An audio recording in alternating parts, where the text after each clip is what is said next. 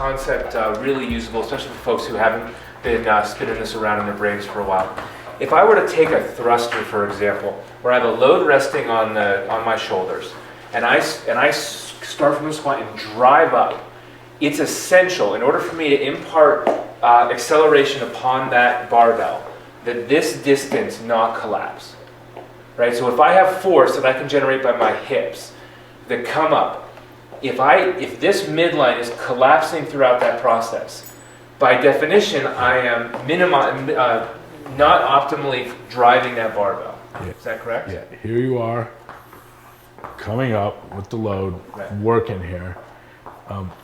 No one should bother to try to tell me that where the sensors on this line here on this rod, that you wouldn't, as you come up, that we're not going to find some force on it. Right. It's a fact. That wiggle in this midline is energy expended for which there's not productive application of force, and it equals slower Fran time. Right, because you're working harder without getting something else done. Right. What role does this midline play in the functional movements and its transmission, force transmission? Right, because wherever right, this is force. But they want the ball to go fast. It's got to go work through this structure. Right.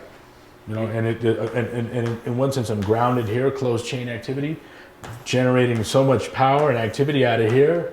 You know, I got arms out here with a little ball in it. You know, I mean, it's on. We better be able to feel that force here, and we better be able to generate it here. Midline better be cooperative in its actions and not yield. I also believe that the musculature here that controls this midline is very much high force, very low velocity motor unit. And just like in our force velocity curve, we start off with big force, low velocity, moderate force, moderate velocity, terminating in a little bit of force and real high speed movement. Right. This is the domain of the midline and midline stabilization. Right. Really huge contraction, huge, with no movement. Right. The again switch, work is done. Right. So basically, like if you were it's a transmission. If you were trying to push a truck, for example, that was stuck, right, you'd be pushing really hard and there'd be very little just movement. Sitting. It's out of gear. Right. And you would be a lot of force and no velocity in the very beginning. Then it would start to gain momentum and you'd start to move faster. And actually the pressure against the bumper of the truck would be a little bit less. Yeah, you duct tape a scale to the back of it. Right. And so the actual weight on the scale would be decreasing as the speed of the truck increases. Right. And what you're saying here is that primarily the midline, not being a high velocity contractile mechanism, is actually much more of a stabilizing mechanism.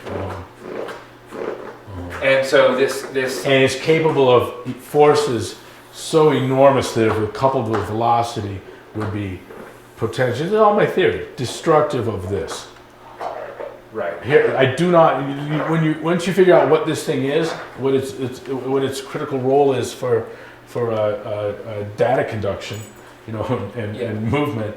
The idea of it working at high velocity and high load is a little bit terrifying.